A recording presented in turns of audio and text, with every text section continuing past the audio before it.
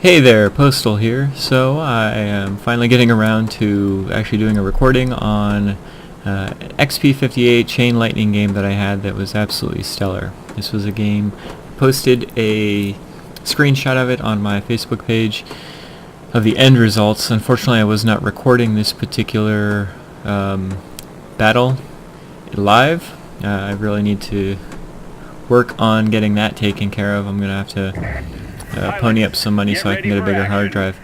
But this game I absolutely had a blast, and I really do enjoy the Chain Lightning more than almost any other heavy fighter that I have in my repertoire. So hopefully I'll be able to get an updated hard drive sometime down the road, and that way I can start recording more of my games live. I tend to have some decent games pretty often. I just can't post them all because I don't record them all. So anyway, let's get back to the gameplay. So as you can see, we've got ye old Chain Lightning. Absolutely one of my favorite planes in the game, whether it's a heavy fighter or light fighter or multi-role fighter.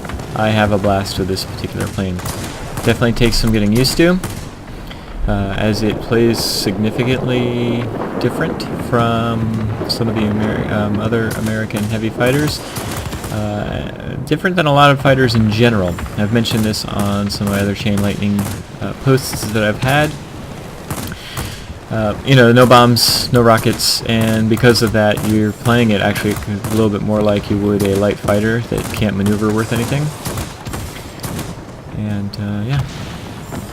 So I got this, you know, hoping that I'd actually be good at it, and I had started going down the American heavy line and pretty well enjoyed that. But you know, when you're dropping actual money on something, you always want to make sure you're really good at it.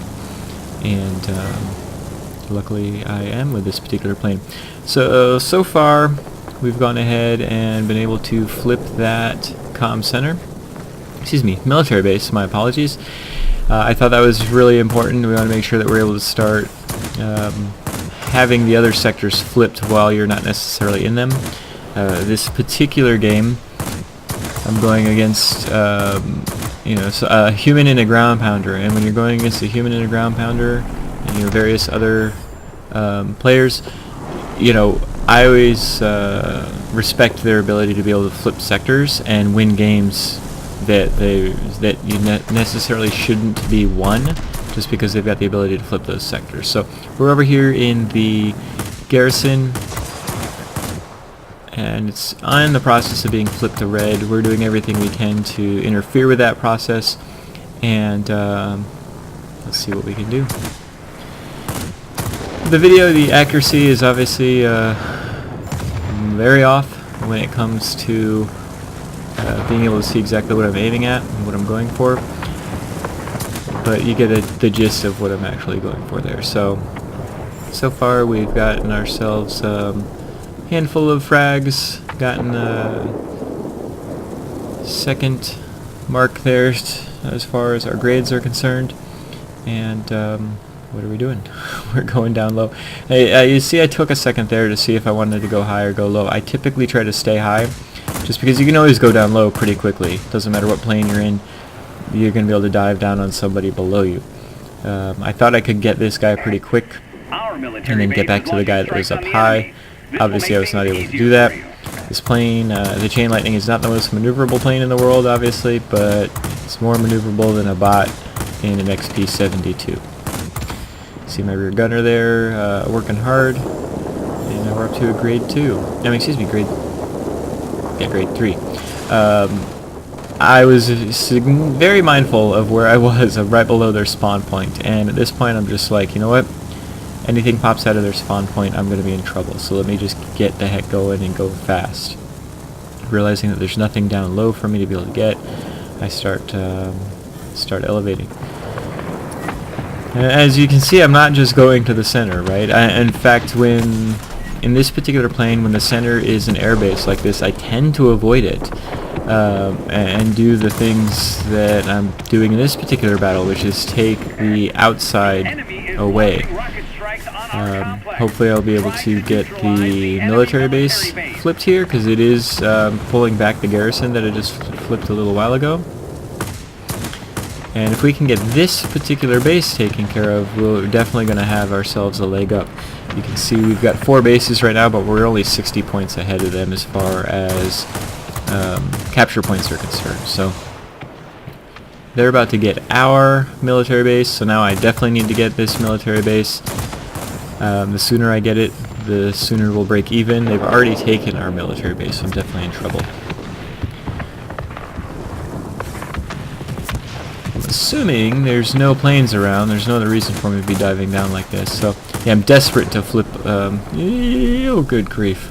Desperate to flip this sector, just because we're losing valuable time, and time where they're going to be able to. That yak's going to get me, isn't it? Time where we're going to be losing points, and you just can't do that. Again, I'm overly worried, paranoid about that ground attack plane. This Yak 3 might be super maneuverable, but it has no speed, right? And so go away from it, wait till it's not paying attention, and then turn back around. Even if he had started coming towards me, it would have been fine. There's 4 37mm guns on the front of this plane. It's going to tear up anything it runs into. It's really good at taking down light fighters that get caught higher than they should be. It's really good at taking down bombers. Ground attack planes, it's not bad at. The problem with it is it can chain lightning can sometimes get too much speed and just bypass those ground attack planes. So let's see what we can do. I knew I couldn't chase him down, or at least I'd be wasting more time than I wanted to trying to chase him down. And I wanted to be able to come at these guys at the right angle so that I'd be coming straight behind them. You see, I didn't go straight towards them like I would if I was in a light fighter that I knew could maneuver behind them. I wanted to go ahead and give them a wide berth so that way I could get right behind them and have a straight shot and kill them. Speaking of bombers, let's go ahead and take care of this bomber. We are only 30 points, 35 points ahead on capture points. We've got our grade 1 fighter, heavy fighter already, so we're halfway done with the match, and we've got there. So we haven't died yet. We've just been really tearing up everything that we've run into, and now we're stuck with the squall line. They've got the center here, and the reason I wanted to take the center at this point was now the squall line's gone. I don't want them to be healing. I want me to be healing. I'm down to less than half my health, of course, and I want to make sure that we're able to kind of own this center part. Once the squall line comes through, I'm perfectly okay with losing points. There we go. Because I am confident that if given enough time, I can kill all the enemies. And there's a lot of time left in this particular game. If we can flip one of these sectors, hopefully the center sector. That'll flip it for us. Let's see if I can get some of my hit points back. And we can go from there. So we've got a lot of people down at their military base. We've got a lot of their people at our military base. And it's really going to come down to how many people you can take out of the fight. Sorry, Yak. And how long we can hold on to what we have. And so the reason I went to go defend this military base first is because at the time it was still at about 40%. I thought I could hold on to this military base. I also thought that their military base had a lot still going for it, so I didn't think I could flip it as quickly as I would be able to hold on to this particular one. Fortunately, I'm out of my boost, but this plane maintains its speed very well, even going at a significant incline like we're doing now. Victory is in sight. And this thing is just so good at taking down bombers. B-32s certainly don't pose any kind of threat. RB-17s, in fact, you know, unless I'm caught at less than half health and missing a lot of my shots, this plane can take down those RB-17s so well.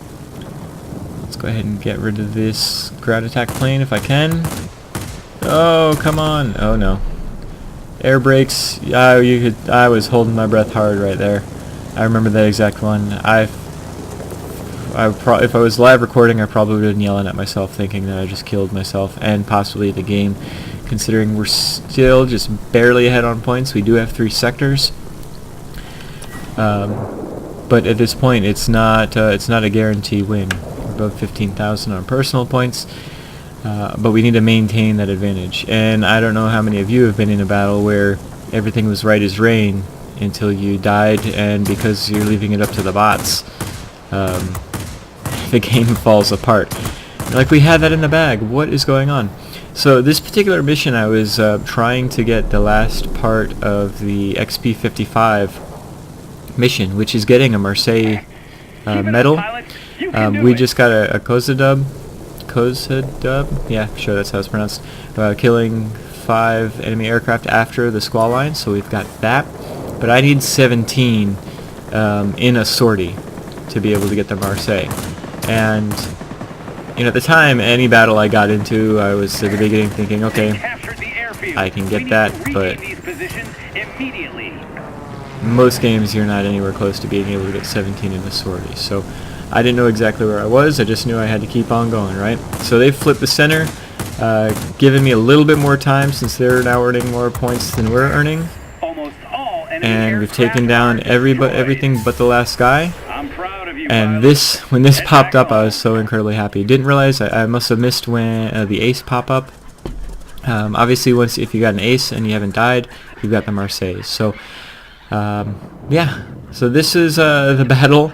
Unfortunately, I'm not going to be able to go back to the hangar to see anything there. So I hope you enjoyed it. I'm sorry that it's through World of Warplanes replays rather than live. Hopefully in the next in a few months or so, I can save up for a new hard drive. But that being said, I'll try to get some more live replays going in the future. I really enjoyed the chain lightning. I hope you enjoyed this particular replay. If you did, feel free to give it a thumbs up. If you don't like the World of Warplanes replays, I don't blame you. But if you just don't want to see them at all, tell me in the comments. I do want to know about that. I don't want to keep wasting your time by recording them afterwards if you don't like them. Other than that, I hope you have a great day, and thanks for joining me.